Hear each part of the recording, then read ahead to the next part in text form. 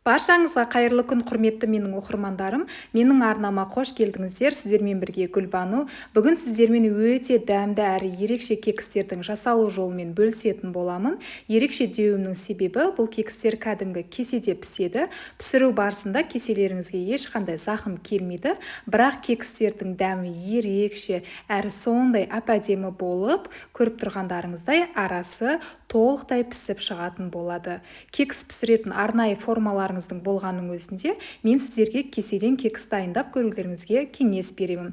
Ендеше керекті заттарымызды дайындап аламыз. Бізге қажетті заттар айран, құмшекер, сұйық май, мейіз және де 3 жұмыртқа, ұн қажет болады. Ең алдымен айранымызға 1 шай қасық қопсытқышымызды салып, венчиктің көмегімен екеуі реакцияға келгенге дейін, яғни жақсылап араластырып алатын боламыз. Осы видеоның астына, яғни описание бөліміне толық құрамын жазып қоятын боламын. Міндетті түрде сол жерден қарап жасап көріңіздер дегім келеді. Ал енді бөлек ыдысымызға 3 жұмыртқамызды салып алатын боламыз.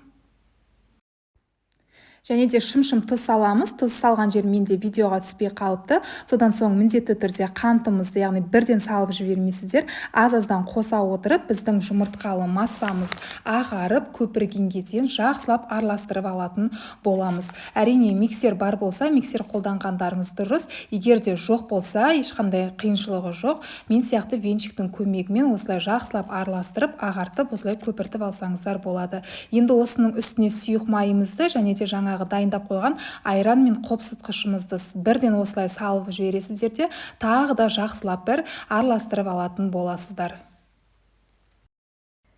Енді осының үстіне міндетті түрде ұнымыз електен өткізілген болуы керек, және де ұнымыздың мөлшерін осы видеоның астына жазып қоятын боламын. Шамамен 360, яғни 400 грамдай ұн кетуі керек. Және де бірден барлығын салып жібермейсіздер, аз-аз бөліктерге бөле отыра, осылай венчиктің көмегімен жақсылап араластырып алатын боласыздар.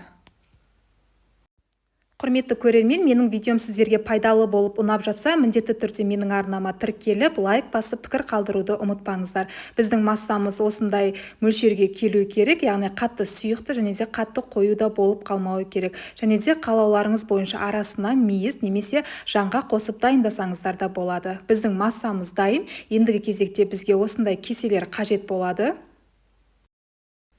Кеселеріміздің ішін осылай жақсылап майлап алатын боламыз. Майлап дайындап қойған кеселеріміздің ішіне ас қасықпен шамамен 4 немесе 5 қасық осылай салып, яғни кесеміздің жартысына жетуі керек. Егер сіздер барлығын толтырып жіберетін болсаңыздар, онда жаңағы кеседен шығып қалуы мүмкін. Сол үшін 4-5 ас қасық жетеді. Мінекей менде 6 кекс дайын болды кеседе. Енді дайын болған кекстерімізді пісіріп алатын боламыз. Ең алдымен противенге жақсылап орналастырып аламыз. Алдын ала пешті қыздырмайсыздар, яғни салқын пешке салып болғаннан кейін пешімізді қосып бірден пісіре беретін боласыздар. Мінекей біздің кекстеріміз пісіп дайын болып шықты. Міндетті түрде, яғни пештеріңізді қыздырып алдын ала дайындап қоймайсыздар. Кекстеріміздің барлығын дайындап болғаннан кейін бірден салқын пешке салып, пешімізді қосып, содан кейін міндетті түрде 180-200 градуста, яғни пешіңіздің ыңғайына қарай 35-40 минутта пісіп шығуы керек. Міне осымен біздің кекстеріміз дайын, өте сондай жұп-жұмсақ, әп-әдемі болып пісіп шыққан, және де көріп тұрғандарыңыздай кеселерге ешқандай зақым тимеген.